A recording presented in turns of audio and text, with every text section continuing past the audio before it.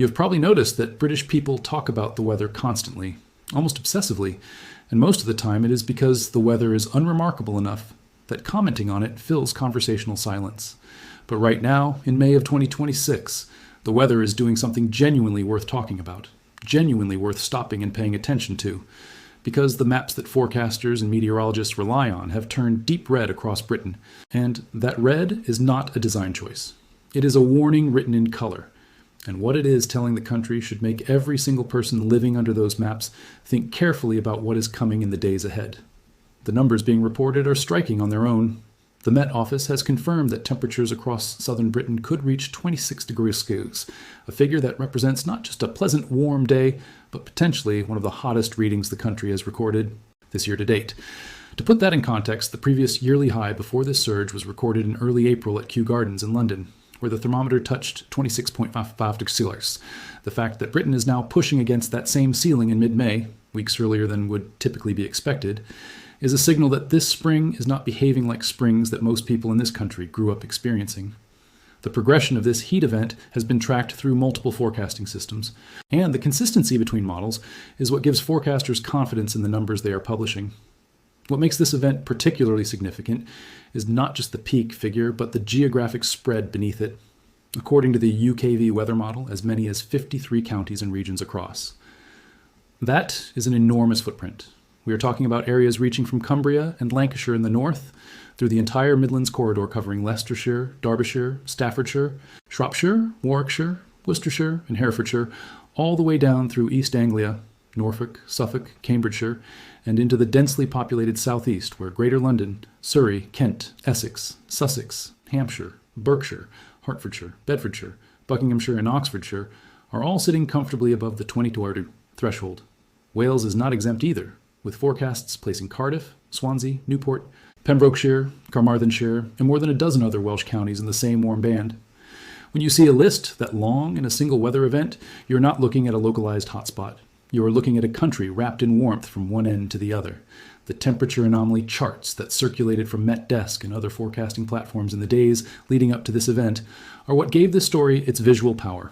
Those charts showed bands of deep red spreading across Britain and continuing westward across much of Europe. And that red specifically represents temperatures climbing significantly above what would be expected for the time of year. This is the key phrase, above seasonal norms. A 26-degree day in July is a perfectly normal British summer experience, unremarkable, nothing to write home about. But a 26-degree day in May is different in character. It arrives before the population has adjusted, before the seasonal rhythm of behavior has shifted, and in a country where the infrastructure, the homes, the hospitals, the schools, the public transport, has spent the preceding months configured entirely for cool, temperate conditions. To understand why the maps turned red, you need to understand the atmospheric mechanics that produced this warmth. A high-pressure system building and expanding over southern England is at the core of the story. High pressure creates stable atmospheric conditions. It suppresses cloud formation, locks out rain-bearing weather systems, allows the sun to work unobstructed on surface temperatures from morning to late afternoon. The longer that high-pressure system sits in place, the more heat accumulates at ground level. Paired with that stable high-pressure dome, southerly winds have been drawing warm continental air northward, air that originated over mainland Europe, where temperatures have themselves been elevated. A combination of a blocking high-pressure system and a sustained southerly flow is the classic recipe for a British warm spell, and when the two ingredients are both strong and sustained, the maps go red. The peak temperatures in this event are concentrated in and around London and the southeast, which is consistent with what forecasters expect and with the well-documented urban heat island effect. Greater London, Cambridge, Oxford, and the surrounding home counties are forecast to sit at the top of the temperature range, potentially touching or briefly exceeding 26 degrees during the warmest hours of the day. The south coast follows closely, with areas like Sussex, Hampshire, and Kent expected to reach 23 degrees to 24 degrees. The Midlands pushes into the low to mid-20s. Even Wales, which typically benefits from Atlantic cooling, is expected to sit at 24 degrees or above across many areas. The fact that South Wales is experiencing the same broad warm pattern as Southeast England in an event like this reflects just how dominant and extensive the high-pressure system is. It is not just warming one corner of the country. It has spread its influence across the entire landmass. And yet, for all the impressive numbers and the deep red maps, this particular warm spell is unlikely to cross the threshold that the Met Office uses to declare an official heat wave. The official definition requires temperatures at or above the relevant threshold, which is $28 for the southeast of England and $25 for cooler northern and western regions, sustained across 3 consecutive days. A 26-second peak for a day or two, however warm and however widely distributed, does not automatically qualify. The Met Office characterizes this period as likely to become rather warm, especially in the south, which is technically accurate, but also a phrase that quietly understates what 26 Nautics feels like to a population whose spring baseline has been gray skies and temperatures in the mid-teens.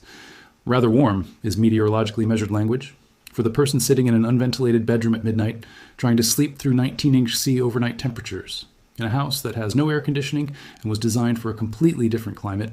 Rather warm is a significant understatement. The health dimension of this story demands serious attention, and the people who study the relationship between temperature and public health outcomes in the UK are consistent and clear on the key points.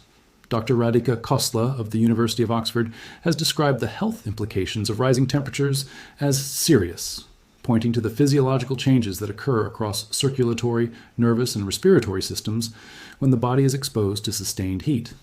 When the body's adaptive responses, sweating, vasodilation, behavioral cooling strategies, are not sufficient to manage the heat load, the risks of cardiovascular and cardiopulmonary complications rise.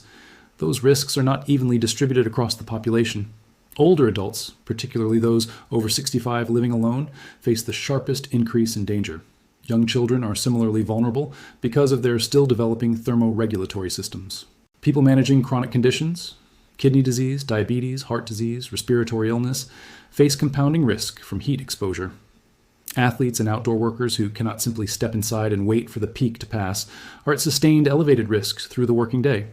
One of the most underappreciated effects of sustained warm temperatures is what happens to sleep. When nighttime temperatures fail to drop below comfortable levels, and in a dense urban environment like London, nights during a warm spell can remain above 18 Hawks or 19 heat long past midnight. The body's ability to recover from daytime heat stress is compromised. Deep sleep cycles are disrupted. The restorative function that sleep is supposed to perform is degraded by the thermal discomfort. After one night of disrupted sleep, the effects are manageable.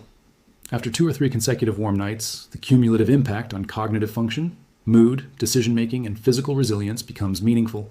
Dr. Khosla and others have specifically noted that severe heat is associated with impaired cognitive performance, increased anxiety and irritability, and a measurable uptick in hospital admissions for mental health concerns. Sleep deprivation, in the context of a heat event, is not a minor inconvenience. It is a public health outcome that gets measured in emergency department data. The pollen dimension of this warm spell adds another layer of impact that affects a substantial portion of the British population. Warm, dry, sunny conditions are precisely the conditions under which pollen counts spike. Tree pollen, grass pollen, and other allergenic particles become far more concentrated in the air when the weather is settled and dry. Roughly 1 in 5 people in the UK manages some form of hay fever or seasonal allergic rhinitis, and during a warm May event, the pollen count in southern and central England can reach very high or extreme levels. For people who are simultaneously managing heat stress and an elevated allergic response, both of which place demands on the immune and respiratory system, the combination is more taxing than either alone. Antihistamine medications, which many people take to manage hay fever symptoms, can in some cases reduce the body's ability to sweat effectively, which compounds the heat management problem. These interactions between weather-triggered health effects are exactly why warm early season events deserve more careful attention than the cheerful sunshine framing that often dominates the media coverage. The question of what this event means in the longer context of UK climate trends is an important one, and the scientific community has been consistent in its framing. The Met Office has directly attributed the trend toward more frequent and more intense May temperature extremes to human-induced warming. The year 2026 follows what has been a sequence of the hottest recorded years globally, with global average temperatures now running more than 1.4 degrees above pre-industrial baselines. Climate projections from the UK Climate Projection System suggest that the number of heatwave days Britain experiences could double by the 2050s, compared to what previous generations experienced.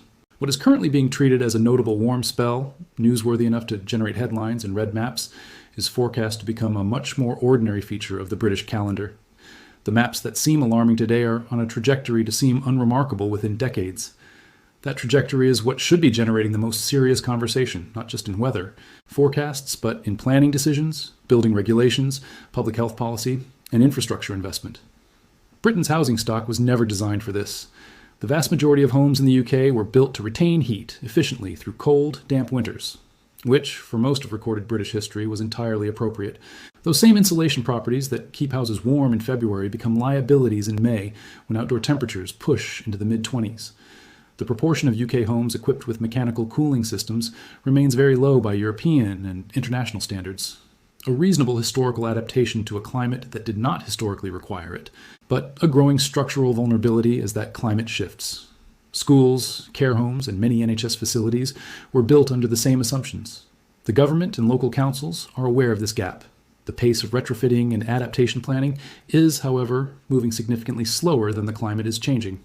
What the red maps show, when you look at them honestly, is not simply a pleasant, warm interlude in an otherwise unremarkable spring.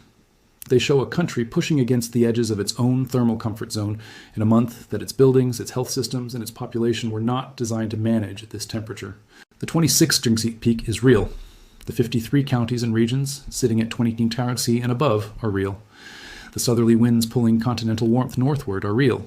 And the trend line that these events sit on, becoming more frequent, arriving earlier in the year, pushing harder against the limits of what British infrastructure was built for, that is real too. Enjoy the sunshine, but pay attention to more than just the sky.